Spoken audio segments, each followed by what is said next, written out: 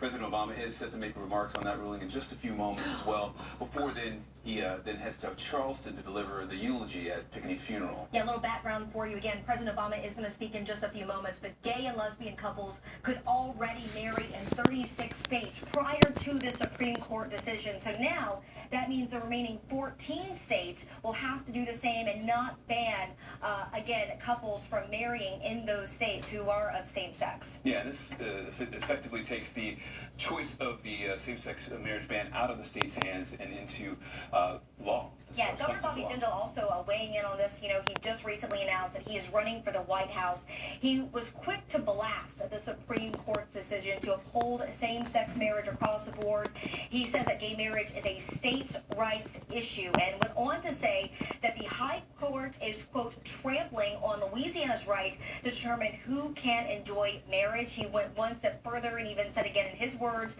that marriage between a man and a woman was established by God and that no earthly court can alter that. He and many of the Republicans now who, again, have been in this race for the White House and put their names out there have also followed suit with this and said, you know, that they are against same-sex marriages. Yeah, and there's also an equality rally scheduled for tonight at 5:30 at Jackson Square to mark this historic Supreme Court decision. And, of course, it was a 5-4 decision with a dissent coming from Justice Scalia, and he wrote, part of his dissent, he wrote, it is a threat to American democracy, so a really strong dissent there as far. Yeah, and after they made this decision, as you can imagine, in our nation's capital, right outside the Supreme Court, many gay and lesbian couples erupted in cheers, crying in front of the court, something that they've been waiting on for quite some time. You know, this has been 2 decades in the Supreme Court's hand, their litigation over marriage and also gay rights issues. Yeah, and this is another major decision by the Supreme Court made this week as we take a look right there at the White House as the president is about to walk to the podium and speak. Thank you, Jesus. Yeah, he, again, going to speak out on this before he then heads to Charleston, South Carolina. Thank you, Jesus. To give the eulogy at Reverend Clemente Pinckney's funeral, which again is happening right now. It's a packed house there in Charleston, South Carolina.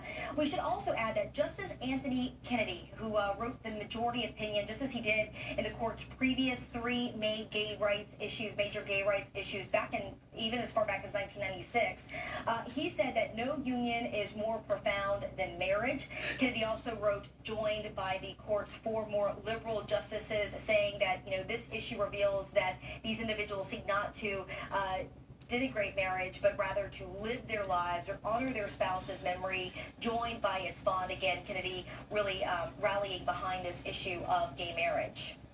Yeah, and also, again, back to the dissent with Scalia, he also puts in this dissent, the substance of today's decree is not of immense personal importance to me, he wrote, which is a pretty personal thing to include in his dissent. Now here's a live look for you now from Charleston, South Carolina, where the other major issue that's happening today, again, the funeral for Reverend Clemente Pinckney. You know, his body remained in his church overnight, and it's now just a few blocks away from the College of Charleston for his funeral here. You're watching the choir. Just a few moments ago, they were singing Amazing Grace. This is really a packed house. You know, this church full of people right now, you know, packed with folks awaiting this funeral. And remember, Pinckney was one of 9 They're singing gunned Total down Praise. inside the church last week during a Bible study.